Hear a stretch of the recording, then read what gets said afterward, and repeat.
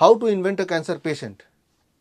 ये टाइटल आपको थोड़ा अजीब अटपटा लग रहा होगा, लेकिन मुझे ये पता है कि ये वीडियो पूरा देखने के बाद दो बातें होंगी। नंबर वन, आपको ये टाइटल परफेक्ट लगेगा, एंड नंबर टू, आपके दिमाग से कैंसर का डर हमेशा के लिए खत्म हो जाएगा। पहली बात तो कैंसर क्या है? कैंसर का मतलब है ओवर एक्टिव सेल्स। कुछ सेल जरूरत से ज़्यादा एक्टिव हो जाते हैं, उसे बोलते हैं कैंसर। ये मेलिग्नेंसी बोलो, कैंसर बोलो, या ओवर एक्टिव सेल बोलो। कैंसर अपने आप में कोई बीमारी नहीं है। कैंसर का मतलब सिर्फ यह है कि सेल्स को जितना एक्सपेक्टेडली एक्टिव होना चाहिए उससे ज़्यादा तेज़ी से अगर फैलता है, फूलता है, तो उसे कैंसर बोल देंगे। तो क्या ये पॉसिबल है प्रिडिक्ट करना कि भाई कौन सा सेल भविष्य में ओवर एक्टिव होगा या कब तक ओवर एक्टिव रहेगा? ये बात को समझने के लिए आपको एक सवाल का जवाब देना होगा, वो ये कि क्या आप प्रिडिक्ट कर सकते हैं कि इन दोनों जो आप देख रहे हैं प्लांट्स, इनका भविष्य क्या होगा, कल क्या होगा, परसों क्या होगा। आप देख रहे हैं कि एक थोड़ा ग्रीन है और एक सूखता जा रहा है, लेकिन ये प्रिडिक्ट करने के लिए कि कल क्या स्थिति होगी, आपको ये जानना ज़रूरी है कि कल इसका एनवायरनमेंट क्या होगा। अगर मैं इसके एनवायरनमेंट को बदल दूं तो फिर आप प्रेडिक्ट कर सकते हैं कि कल से ये हरा भरा होने लगेगा, और जो दूसरा हरा भरा है वो हो सकता है कि सूखने लगे। इट इज़ डिपेंडिंग ऑन कि उसके आसपास का माहौल क्या होगा। लेकिन मान लीजिए मैं ये प्रिडिक्ट करता हूँ यूं ही कि भाई कल तक या परसों तक ये मर जाएगा। अब इस प्रिडिक्शन को साबित करने के लिए मैं क्या करूँगा, इसके ऊपर जानबूझ के कुछ रेडिएशन छिड़कूंगा, जानबूझ के कुछ पॉइजनस केमिकल डालूंगा, जानबूझ के मैं इसकी सर्जरी यानी कि तोड़ फोड़ करूँगा। जाहिर सी बात है इन सारे चीज़ों से ये डिस्ट्रॉय होगा, ये मर जाएगा। फिर मैं बोलूँगा देखिए मेरी प्रिडिक्शन सच हुई और ये तो मर गया। So that is what is happening. आप मेरा इशारा समझ रहे हैं कि किसी भी इंसान पे, चाहे इंसान हो या कोई लिविंग बीइंग हो या प्लांट है, उस पर रेडिएशन डालेंगे, उसे केमिकल डालेंगे, जैसे कीमोथेरेपी भी बोलते हैं, उसको अगर तोड़ फोड़ करेंगे, काटेंगे पीटेंगे, सर्जरी बोलते हैं, तो उससे वो हेल्दी नहीं हो सकता है। ये सारी चीज़ें इंसान को या एनिमल को या किसी भी लिविंग बीइंग को मारने के अस्त्र हैं, ना कि उसको ज़िंदा रखने या हेल्दी करने के अस्त्र हैं। अब जब कोई डॉक्टर बोलता है कि भाई आपको थर्ड स्टेज कैंसर है, फोर्थ स्टेज कैंसर है, तो ये स्टेजेस क्या होते हैं और इसके पीछे क्राइटेरिया क्या है, किस बेसिस पे डॉक्टर बोलते हैं कि आपको चौथा स्टेज का कैंसर हो गया। इसको समझिए, बड़ा इंटरेस्टिंग है समझना, not only in context of cancer but also इस पर आपको बहुत सारी और बातें भी समझ आएंगी। स्टेजेस का मतलब, स्टेज 4 मतलब कि डॉक्टर के अनुसार कि आपका जो कैंसर सेल है वो कई सारे बॉडी के ऑर्गन में फैला हुआ है। स्टेज 3 मतलब कि एक रीजन में कई जगह का थोड़ा दूर तक फैला हुआ है। स्टेज 2 अपनी जगह पे वो फैल रहा है। एक स्टेज 0 भी होता है, हम और आप सब स्टेज 0 के कैंसर पेशेंट ऐसा बोल लीजिए। तो अब डॉक्टर को कैसे पता चलता है कि इस वाले पेशेंट में कैंसर कितनी जगह फैल रहा है? तो यहाँ पे एक बहुत ही पॉपुलर टेस्ट है जिसको ज़्यादा रिलायबल माना जाता है, वो है पेट स्कैन। उसको आधार बनाते हैं। अब पेट स्कैन क्या है, कैसे आधार बनाते हैं, ये आपको समझना ज़रूरी है, और इससे आपको सारा खेल आपको समझ आएगा। इसे कहते हैं पॉजिट्रॉन इमेजिंग टोमोग्राफी। जो इस तरह का एक मशीन देख रहे हैं, इसके अंदर बिठा देंगे, लिटा देंगे एक्चुअली, और आपकी कुछ तस्वीरें खींचेंगे 3 डायमेंशनल। उस तस्वीरों से जो फिल्म निकल के आएगी, उसके अंदर आपके बॉडी के अंदर झांक रहा होगा वो फिल्म, और बॉडी के अंदर कहीं कहीं चमकता हुआ कुछ दिखाई देगा, और डॉक्टर बोलेगा देखो ये चमक, ये चमक, ये चमक, तो ये एक्चुअली कैंसर सेल्स हैं। तो यहाँ पे थ्योरी ये लगाई गई, एजम्पशन ये लगाया गया कि बॉडी के वो सेल जो ज़्यादा एक्टिव हैं उसे कैंसर बोल देंगे, और ज़्यादा एक्टिव सेल ऐसे होते हैं जो ज़्यादा शुगर खाते हैं। याद रखिए, इस वक्त आप मुझे सुन रहे हैं, मैं आपको कुछ बता रहा हूँ, तो मेरे बॉडी के सारे सेल ज़िंदा हैं, और जो सेल ज़िंदा हैं तो वो ज़िंदा रहने के लिए वो एनर्जी कहाँ से मिलता है? बेसिक एनर्जी मिलता है ग्लूकोज से। तो ग्लूकोज ज़्यादा वो सेल खाते हैं जो ज़्यादा मेहनत करते हैं, जिसकी ज़्यादा खपत होती होगी, वो ज़्यादा खाते होंगे।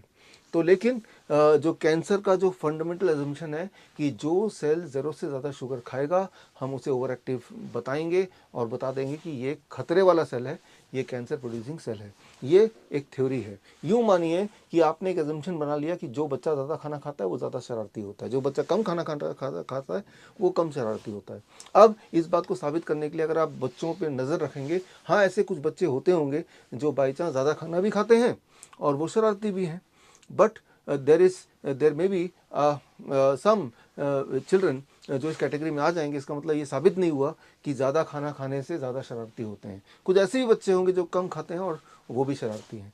ठीक इसी तरह से जो एविडेंसेस है वो साथ साथ स्क्रीन पे आते जा रहे हैं, आप उसे भी नज़र रखिएगा कि ऐसे एविडेंसेस हैं कि बहुत सारे बॉडी के सेल्स हैं जो कम शुगर कंज्यूम करते हैं, बट वो बड़ी तेज़ी से ग्रो हो रहे हैं, बड़ी तेज़ी से ओवर एक्टिव हो रहे हैं। तो यानी कि ये जो बेसिक एजम्पशन है वो एजम्पशन साइंटिफिकली प्रूवन नहीं है, बल्कि वो डिसप्रूव्ड है। लेकिन यही फाउंडेशन है पेट स्कैन या इस तरह के स्कैन के डायग्नोसिस का। तो अब ये डॉक्टर को कैसे पता चलता है कि बॉडी के कौन से पार्ट के सेल्स ज़्यादा शुगर खा रहे हैं? उसके लिए पहले तो पेशेंट को बोलते हैं कि एक दिन तक आप कुछ खाना मत खाओ, फास्टिंग पे रहो, करीब कम से कम 18 घंटे। अब जब फास्टिंग पे रहेंगे यानी कि बॉडी के सारे सेल्स भूखे हैं जो ग्लूकोज के इंतजार में हैं। अब डॉक्टर चालाकी से क्या करेगा कि बॉडी को ग्लूकोज ना देके, खाने के लिए ना देके, एक chemical, radio active chemical body में इंजेक्ट कर देगा। उस रेडियो एक्टिव केमिकल का नाम है फ्लोरो डाइऑक्सी ग्लूकोज, एफडीजी के नाम से ये जाना जाता है। एफडीजी, फ्लोरो डाइऑक्सी ग्लूकोज, ये एक रेडियो एक्टिव मटेरियल है जिसका एक पार्ट ग्लूकोज भी है। अब वो भूखे सारे सेल्स हैं और जैसी बॉडी में एफडीजी इंजेक्ट हुआ तो भूखे सेल्स जिनको शुगर नहीं मिला वो ये खींचने लगेंगे, खाने लगेंगे और एब्जॉर्ब करने लगेंगे। जाहिर सी बात है जो ज़्यादा भूखा होगा वो ज़्यादा एब्जॉर्ब करेगा, लेकिन जो ज़्यादा एब्जॉर्ब करेगा, क्योंकि इसमें रेडियो एक्टिव मटेरियल है, वो जब फोटोग्राफ खींचे जाएंगे इस मशीन से तो वो वाले पार्ट ज़्यादा चमकेंगे और वही आधार बन जाएगा, बेसिस बन जाएगा डॉक्टर का ये तय करने के लिए कि आप कैंसर पेशेंट हैं। अब देखिए यहाँ पे इस तरह की फोटोग्राफ आ जाती हैं। अब ये यहाँ पे ज़्यादा चमक यहाँ दिख रही है या थोड़ा बहुत यहाँ दिख रहा है, और इस वाले फिल्म में ज़्यादा चमक बॉडी के यहाँ दिख रहा है या कहीं यहाँ भी दिख रहा है। यानी कि डॉक्टर बोलेगा देखो जी आपका कैंसर इधर 2-3 जगह फैल गया है, ये 4th स्टेज का कैंसर है। जबकि असली बात ये है, ये समझिए कि बॉडी के कई सारे सेल्स जो ज़्यादा मेहनत करते हैं तो वो ज़्यादा शुगर खाते हैं। जैसे ये जो यहाँ पे जो आप देख रहे हैं, यहाँ जो सेल है इसे बोलते हैं ब्राउन फैट। बॉडी में कई तरह के फैट हैं, उनमें से एक तरह का फैट जो आपके मेरे बॉडी में, दैट्स कॉल्ड ब्राउन फैट, जिसका बेसिक काम होता है कि बॉडी के थर्मोडायनेमिक्स या बॉडी के हीट को बैलेंस करना। जिस तरह से सर्दियों के मौसम में जब आप शिवर करते हैं ताकि बॉडी में हीट आए, वो शिवरिंग में रोल होता है ब्राउन फैट का, जो ज़्यादातर यहाँ पे होता ही है। तो यानी कि जो बहुत पतले होंगे या जब सर्दी का मौसम होगा तब ये ब्राउन फैट ज़्यादा एक्टिवली रोल प्ले करते हैं। उस वक्त अगर पेट स्कैन करेंगे तो जाहिर सी बात है ब्राउन फैट ज़्यादा शुगर खींच रहे हैं तो वो यहाँ पे ज़्यादा चमक दिखाई देगा, बट ये बोल देंगे कि भाई ये तो कैंसर है। एक और इम्पॉर्टेंट बात, फॉर मोस्ट ऑफ यू, हमारा जो थायराइड ग्लैंड होता है ये भी काफ़ी शुगर कंज्यूम करता है, क्योंकि इसका काम ही कुछ ऐसा है। जिस तरह से मर्सिडीज़ कार है वो ज़्यादा पेट्रोल कंज्यूम करेगी इन कंपैरिजन टू मारुति 800, ठीक इसी तरह से। इसीलिए अप टू 1/3 लोगों का थायराइड ग्लैंड पेट स्कैन के अनुसार कैंसरस डिटेक्ट हो जाता है, जबकि वो कैंसर नहीं है, वो थायराइड ग्लैंड इटसेल्फ का अपना एक यूटिलाइजेशन का तरीका शुगर का। जिस तरह से मर्सिडीज बेंज, क्योंकि उसमें ज़्यादा बड़ा इंजन है तो जाहिर सी बात है वो ज़्यादा एनर्जी पेट्रोल कंज्यूम करेगा।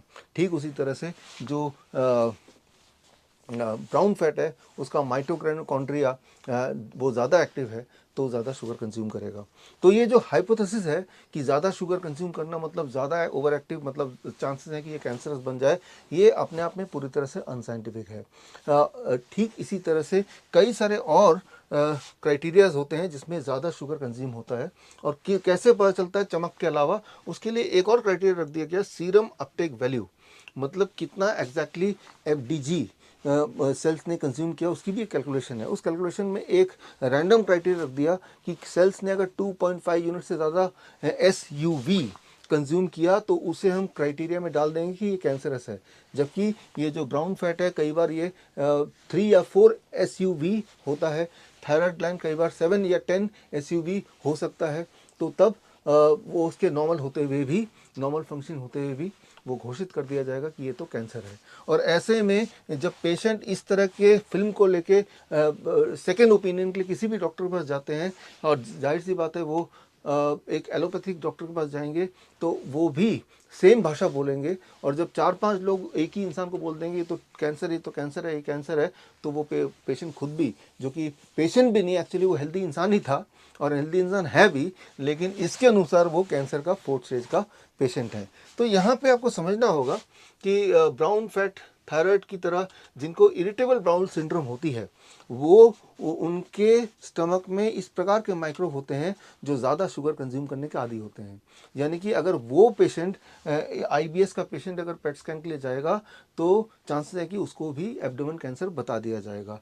ठीक इसी तरह से ऑटो इम्यून के पेशेंट्स हों या जिनके बॉडी में कहीं कहीं ब्लॉकेजेस हो, ये जगह भी ज़्यादा चमक दिखाई देगी और ये प्रोन है for the doctors to diagnose them and wrongly as a cancer patient. यहाँ पे समझना होगा कि जहाँ पे बॉडी में इन्फेक्शन है किसी भी तरह का, ये घाव है किसी भी तरह का, या इन्फ्लेमेटरी सेल्स हैं, जहाँ पे इन्फ्लेमेटरी सेल का काम होता है जहाँ पे इन्फेक्शन है वहाँ पे फाइट करके ठीक करना, रिपेयरिंग करना, जहाँ पे इंजरी है वहाँ पे रिपेयरिंग करना।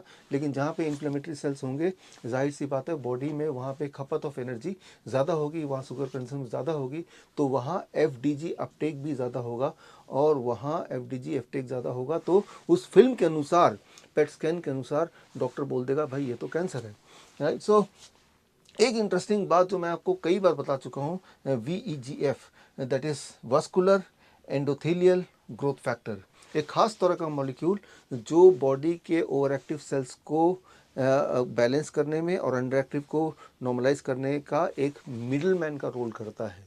ये बड़ा ही इंपॉर्टेंट मॉलिक्यूल है जो आपके हेल्थ कैसा है उसको डिसाइड करता है, उसको बैलेंस करता है। और ये जब भी रोल प्ले करेगा उस एरिया में भी शुगर कंजम्पशन ज़्यादा होगा। यानी कि वहाँ रिपेयर वर्क चल रहा है लेकिन हमारा पेट स्कैन उसी रिपेयर वर्क को एज ए कैंसर सेल्स देख रहा है। याद रखिए पेट स्कैन कभी ये डायग्नोस नहीं करता कि आपके बॉडी में कैंसर है कि नहीं, वो सिर्फ ये डायग्नोस करता है कौन से सेल ज़्यादा शुगर खा सकते हैं या उस वक्त खा रहे हैं। जो सेल उस वक्त शुगर ज़्यादा खा रहे हैं ज़रूरी नहीं कि वो आगे भी शुगर ज़्यादा खाएंगे। जब वो उनकी हीलिंग हो जाएगी, हीलिंग टिश्यूज़ जो हैं, हीलिंग बोन्स जो है, जब हीलिंग पूरी हो जाएगी तो उसमें शुगर कंजम्पशन कम हो जाएगा। तो यहाँ पे एक मैं एक्सपेरिमेंट बताता हूँ जो आप करके देख सकते हैं इन सारी थ्योरी को समझने के लिए। मान लीजिए आप पेट स्कैन में के लिए जा रहे हैं और मैं आपके पेट स्कैन को मैनिपुलेट करना चाहता हूं, तो मैं आपको बोलूँगा जाने से 1 घंटे पहले आप अपने एक हाथ को बहुत कई बार हिलाइए, आप डंबल लेके थोड़ा एक्सरसाइज कर लीजिए 15 मिनट। अब जब एक्सरसाइज करेंगे तो यहाँ जो मसल टिश्यूज़ हैं वो भूखे हो जाएंगे और अब जब आप पेट स्कैन में जाएंगे तो जाहिर सी बात है the FDG uptake because of those muscle activity in those muscles will be higher. तो यानी कि डॉक्टर बोलेगा यार आपके तो हाथ में कोई ट्यूमरस ग्रोथ होने वाला है, ये हाथ तो काट देना चाहिए, राइट। जबकि वो सिंपल बात ये थी कि आपने उस हाथ को ज़्यादा हिलाया डुलाया है एंड वहाँ पे जो शुगर की रिक्वायरमेंट ज़्यादा हो गई है, एज सिंपल एज दैट। ज़रा सोचिए जिनके बच्चे हैं, छोटे बच्चे, बच्चों की जो भूख होती है वो डिपेंड करती है कि बच्चों का मूड कैसा है, उसने कौन सा काम किया, खाने पे क्या उसके फेवरेट खाना है कि नहीं, अभी अभी खाना खाया है कि नहीं, राइट, वो बीमार तो नहीं है।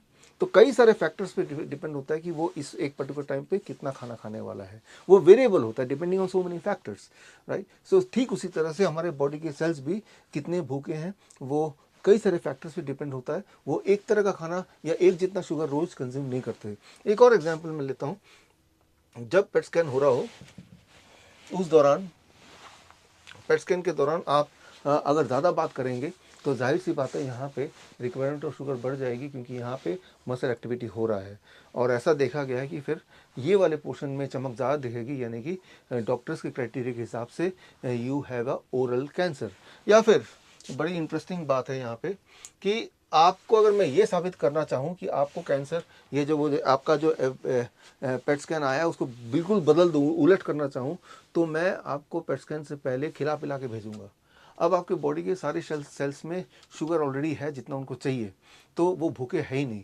तो उनके अब जब डॉक्टर FDG इंजेक्ट करेगा तो वो FDG को वो वाले सेल जो जिन्होंने पहले भूखे होने की वजह से एक्सेप्ट किया था अब एक्सेप्ट नहीं करेंगे। जाहिर सी बात है जहाँ चमक आ रही थी वो चमक नहीं आएगी और डॉक्टर बोलेगा देखो जी आपका तो कैंसर ठीक हो गया, राइट। या फिर एक बात जो हमें समझनी होगी, वुमेंस में, महिलाओं में जब मेंस्ट्रुएशन साइकिल के नज़दीक, ओवुलेशन डे के नज़दीक यूट्रस एंड ओवरी की एक्टिविटी ज़्यादा होती है, वहाँ शुगर अपटेक ज़्यादा होता है, तो वहाँ पे FDG अपटेक भी ज़्यादा हो सकता है या होता है, जिससे डॉक्टर रॉन्गली कैन डायग्नोस कि आपको ओवरियन कैंसर हो गया या यूट्रस में कैंसर हो गया या सिस्ट कहीं बनी होती है, तो सिस्ट भी अक्सर ज़्यादा शुगर अपटेक करता है, तो उसको भी बोल देंगे देखो ये तो कैंसर है। तो या फिर एक एक्सपेरिमेंट जो among the males, right, males before the PET scan से पहले अगर कोई इरोटिक मटेरियल उन्हें दिखा दिया जाए, कोई पोर्नोग्राफी उन्हें दिखा दिया जाए, और उसके बाद जब वो जाएंगे तो जाहिर सी बात है तब उनका टेस्टोस्टेरोन लेवल बढ़ जाएगा ब्लड में, और टेस्टोस्टेरोन लेवल बढ़ने से टेस्टिस में रिक्वायरमेंट ऑफ शुगर बढ़ जाता है उस दौरान, यानी कि अपटेक ऑफ एफडीजी बढ़ जाएगा, जिससे डॉक्टर बोलेगा अरे आपको तो टेस्टिकुलर कैंसर है, जबकि सच बात तो ये है कि जस्ट पेट स्कैन से पहले वो पोर्नोग्राफी देख रहा था। That is the only thing, right. So जो लैक्टेटिंग मदर्स होती हैं, ऐसे मदर जो ब्रेस्ट फीड करती है बच्चों को, उस दौरान जाहिर सी बात है जो ब्रेस्ट के टिश्यूज़ हैं, मसल्स हैं, वो ओवर एक्टिव होते हैं या उनमें रिक्वायरमेंट ऑफ शुगर ज़्यादा होती है, तो वो वाला पार्ट पेट स्कैन के अकॉर्डिंग ज़्यादा शुगर यूटिलाइज पार्ट होगा, तो बोलेंगे, डॉक्टर बोलेगा देखो this is the breast is over active metabolically, so there is a chances कि आपको ब्रेस्ट कैंसर है। तो इसके लिए आप बायोप्सी कराइए, एफएनएसी कराइए। एक बात याद रखिए, मैं पहले भी बोलता आया हूँ, बायोप्सी से नॉर्मल सेल भी कैंसरस लाइजन में चेंज हो सकता है या होता है। इसके सारे सबूत मैंने इकट्ठे करके द केस अगेंस्ट IMA इसमें डाल दिया है, आप पढ़ सकते हैं। तो कभी भी बायोप्सी मत कराइए। बायोप्सी कराना मतलब खुद ही आप कैंसर को बुला रहे हैं। अब अगर कोई डॉक्टर चाहे आपके पेट स्कैन को मैनिपुलेट करे तो उनके पास भी इसके अलावा कई सारे और हथियार हैं। सबसे पहले तो FDG डोज कितना ये देते हैं, नॉर्मली 370 यूनिट देते हैं, फॉर एग्जांपल MBQ 370 देते हैं, तो अगर उसको डबल कर दें तो ज़्यादा डोज अगर देंगे, 700 कर दिया, तो भी जाहिर सी बात है ज़्यादा चमक दमक दिखेगी, तो ये बोल सकते हैं देखो जी आपका तो पूरा इतनी जगह पे कैंसर फैल गया। या फिर जो सिरिंज है, सिरिंज के पिस्टन को जब खींचते हैं और तब जो ब्लड आता है थोड़ा सा, वो ब्लड जब अंदर पुश होगा एज ए क्लॉट, तो वो क्लॉट एक हॉटस्पॉट बनाएगा और उससे भी कई बार वहाँ पे अपटेक ऑफ FDG बढ़ जाएगा या जाता है, जिससे that can look like a cancer according to the present protocol set by the PET scan theory. Similarly, pet scan के जस्ट पहले अगर कोई इंसुलिन आप पे लगा दे तो बॉडी के वो सेल जो ज़्यादा इंसुलिन जिसमें एब्जॉर्ब होगा, उन सेल में FDG भी ज़्यादा एब्जॉर्ब होगा। सो अगर मुझे साबित करना हो कि आप तो कैंसर के पेशेंट हैं और मैं रेडियोलॉजिस्ट हूँ, मैं सिर्फ आपको क्या करूँगा, आपके पेट स्कैन से पहले आपको इंसुलिन 10, 5, 15, 20 यूनिट डाल दूँगा, जिससे आपका जो पेट स्कैन है वो ऑल टुगेदर डिफरेंट हो सकता है या हो जाता है। अब रेडिएशन इंड्यूस्ड, याद रखिए मैंने सबसे शुरू में बताया था कि FDG itself is a radio active material, और आप में सबको पता है कि रेडियो एक्टिव मटीरियल से कैंसर होता है। यहाँ तक कि पेट स्कैन के प्रिकॉशन में ये लिखा ही है कि पेट स्कैन के बाद अगले कुछ घंटों तक या एक दिन तक आप जो प्रेग्नेंट वुमेन हैं, छोटे बच्चे, उनसे दूर रहिए, क्योंकि आप एक रेडियो एक्टिव मटीरियल बन गए हैं और आपकी वजह से उनको कैंसर हो सकता है। जब आपकी वजह से उनको कैंसर हो सकता है तो आपके बॉडी में FDG घूम रहा है, रेडियो एक्टिव मटीरियल घूम रहा है, तो आपको कैंसर हो सकता है क्या? द आंसर इज़ येस, और ये लिखित में है, पेट स्कैन के प्रिकॉशन में लिखा ही हुआ है कि इससे पेशेंट के कैंसर होने के चांसेस बढ़ जाएंगे। तो देखिए एक हेल्दी इंसान वो अपने बॉडी में पॉइजन डाल रहा है, रेडिएशन डाल रहा है, which is known to cause cancer, जो लिखा ही हुआ है पहले से पेट स्कैन की थ्योरी में, और फिर बोल रहा है कि मैं कैंसर कैसे ठीक हूँ। अब बताइए, how to invent a cancer patient, क्या ये टाइटल आपको थोड़ा बहुत जस्टिफाइड लग रहा है? सबसे ज़्यादा भयानक बात जो अब 5वीं बात आप पढ़ रहे होंगे जिन्होंने 2 खुराक लगाई है, अब ये साबित हो चुका है, स्क्रीन पे दिए हुए रिसर्च पेपर आप पढ़ सकते हैं डिटेल में, कि ये 2 खुराक लगाने के बाद पेट स्कैन जिन्होंने कराया, PET scan all together different, और वो पेट स्कैन के according they are diagnosed, there are more chance of diagnosing as a cancer patient. तो कैंसर पेशेंट होते नहीं है, पहले तो पैदा किए जाते हैं इन सारे थ्योरी के माध्यम से। यानी कि जो डायग्नोस्टिक टूल बनाए हैं वो आपके लिए एक ट्रैप है। मैं ये नहीं बोल रहा हूँ कैंसर का कोई बीमारी होती नहीं है, ओवर एक्टिव सेल नहीं होते, ज़रूर होते हैं, लेकिन ये एक ट्रैप है। अक्सर मैं मिलता हूँ पेशेंट से, वो आते हैं मेरे पास, बोलते हैं कि भाई मैं कैंसर पेशेंट हूँ, लेकिन जब मैं पूछता हूँ आपको क्या तकलीफ़ है, आपको कोई वीकनेस है, आपको पेन है, लो ग्रेड फीवर है, कोई अनयूजुअल सिम्टम है, तो बोलते हैं नहीं ये सब नहीं है, मुझे कोई दिक्कत नहीं है, सिर्फ ये हमारा जो पेट स्कैन है ये बता रहा है मैं कैंसर पेशेंट हूँ। तो that means they are a part of the trap already, वो ट्रैप में फंस चुके हैं आप, राइट। सो अब सवाल है कि हमें करना क्या है। पहले तो अपनी नॉलेज थोड़ा बढ़ाइए chemotherapy, radiation, surgery, biopsy, mammogram के बारे में, कि ये क्या करते हैं और कितना किस तरह से ये आपको कैंसर बना सकते हैं। उसके लिए मेरी किताब पढ़िए, one question that can save your life, या मेरी किताब द केस अगेंस्ट IMA, इसमें सारे सबूत दिए हैं। अब आता है करना क्या है। पहला स्टेप, सेफली कैसे डायग्नोस करना है कि आपके बॉडी में ज़्यादा ओवर एक्टिव सेल तो नहीं है। उसके लिए 5 पॉइंट याद रखिए कि पहला, क्या मुझे वीकनेस है लगातार, क्या मुझे लो ग्रेड फीवर है फॉर लास्ट फ्यू डेज, लो 20-25 दिन से 30 दिन से, या फिर क्या मुझे बॉडी में कहीं पेन है लगातार, या फिर कोई अनयूजुअल सिम्टम है, या फिर क्या मेरा हीमोग्लोबिन पिछले कुछ महीनों में लगातार गिरता जा रहा है। तो इनमें से कोई 5 में से कुछ भी है तो समझ लीजिए आपके बॉडी में कहीं ना कहीं ओवर एक्टिव कुछ एक्टिविटी चल रही है। इतना ही काफ़ी है। अब है कि ठीक कैसे होना है। ठीक कैसे होना है, यहाँ आप सारा ले सकते हैं 2017 Nobel prize winning science, circadian rhythm. Circadian rhythm मतलब आपकी बॉडी की क्लॉक, अगर वो बिगड़ जाती है तो याद रखिए कि आपके बॉडी में ओवर एक्टिव सेल्स होंगे, जिससे आपको इस तरह की दिक्कतें आएंगी जो नॉर्मल दुनिया में उसको कैंसर बोला जाता है। तो करना क्या है, आपको अपना बॉडी क्लॉक को ठीक करना है। पहला स्टेप ठीक करने का बड़ा ही simple, that is called time as medicine. आप 8 घंटे के ब्रैकेट में खाइए, 10 AM to 6 PM, जो भी खा रहे हैं, जितना भी खा रहे हैं। 16 घंटे रोज फास्टिंग कीजिए। वो जो फास्टिंग वाला टाइम है उसमें बॉडी का एक मैकेनिज्म एक्टिव होता है, दैट इज कॉल्ड ऑटोफेजी, जिससे बॉडी के ओवर एक्टिव सेल धीरे धीरे अपनी एक्टिविटी को ठीक करने लगते हैं, एक नॉर्मलाइज करने लगते हैं। तो ये पहला स्टेप है जो कि बहुत ही आसान है, कोई भी कर सकता है कहीं बैठ के। क्या खाना है, कितना खाना है, इस पर बात नहीं कर रहा हूँ मैं, पहले ही बात ये कर रहा हूँ कि आपको सिर्फ 8 घंटे के ब्रैकेट में खाना है, 16 घंटे बिना खाए रहना है, उस दौरान पानी पी सकते हैं। स्टेप 2, 8 घंटे जो खा ही रहे हैं, जिनको बड़ी तेज़ी से ठीक होना है, उस दौरान भी आप एक न्यूट्रिशियस डाइट लीजिए, जैसे DIP डाइट। याद रखिए, जो लोग DIP डाइट को समझते हैं कि DIP डाइट का एक पार्ट सनलाइट एक्सपोजर भी है, कम से कम 20-30 मिनट धूप में अपने आप को दिखाइए, धूप में रहिए। तो ये DIP डाइट हो गया second step. Third step, 0 volt therapy. याद रखिए, आपकी बॉडी की वोल्टेज जब 0 होती है तब आपकी इम्यूनिटी पीक पे होती है। जब इम्यूनिटी पीक पे होगी तो बॉडी के अंदर जो भी ओवर एक्टिव या अंडर एक्टिव सेल्स हैं वो नॉर्मलाइज होने लगते हैं। तो 0 वोल्ट पे रहने के 2 तरीके हैं। आप ज़मीन से टच में रहिए, जैसे नंगे पैर अगर आप ज़मीन पे चलेंगे, मिट्टी में चलेंगे, घास में चलेंगे, तो ज़मीन से कांटेक्ट में रहते हैं, उस वक्त आपकी बॉडी की वोल्टेज अगर आप मेजर करेंगे, इट विल बी 0 वोल्ट। या मैंने अपने बहुत सारे वीडियोस में ऑलरेडी बताया कि 0 वोल्ट बेडशीट बनाइए, रात भर उसी पे लेटिए, जैसा हम अपने हॉस्पिटल्स में करते हैं, जैसा मैं अपने पेशेंट को रिकमेंड करता हूँ। ये तीनों स्टेप अगर आप करेंगे तो एविडेंस ये कहता है कि वो जो 5 बातें मैंने बताई थी वो सिम्टम्स कम होने लगेंगे। अगर सिम्टम कम हो रहे हैं तो आप ठीक हो रहे हैं, सिम्टम बढ़ रहे हैं तो आप बीमार पड़ रहे हैं। बस इससे आगे डायग्नोसिस का कोई मतलब नहीं है। बेसिक फोकस क्या है कि मेरी आयु बढ़ जाए, बेसिक फोकस क्या है, मेरी क्वालिटी ऑफ लाइफ बढ़ जाए। अब एक सवाल आप पूछ सकते हैं, जिन डॉक्टरों को कीमोथेरेपी, रेडिएशन के लिए बोला है, सर्जरी के लिए बोला है, कि मैं आपके बोलने से कराऊंगा, लेकिन क्या कोई एविडेंस है कि जिन लोगों ने कीमोथेरेपी कराया है उनकी क्वालिटी ऑफ लाइफ बढ़ गई हो, उनका ओवरऑल लाइफ स्पैन बढ़ गया हो in comparison to in the similar circumstance जिन्होंने नहीं कराया। इस पे बहुत सारे रैंडमाइज कंट्रोल ट्रायल हो चुके हैं ऑलरेडी दुनिया में, वो रिकॉर्ड्स में है, जिससे साबित होता है जिन्होंने कुछ नहीं कराया they had a longer life, more enjoyable life in comparison to जिन्होंने डॉक्टर के बोलने पे कीमोथेरेपी, रेडिएशन, सर्जरी कराया। सारे एविडेंसेस मैंने अपनी किताबों में दे दिया है। तो मोस्टली जितनी सारी बातें मैंने बताई, इसी से आपको रिलीफ मिल जाएगा।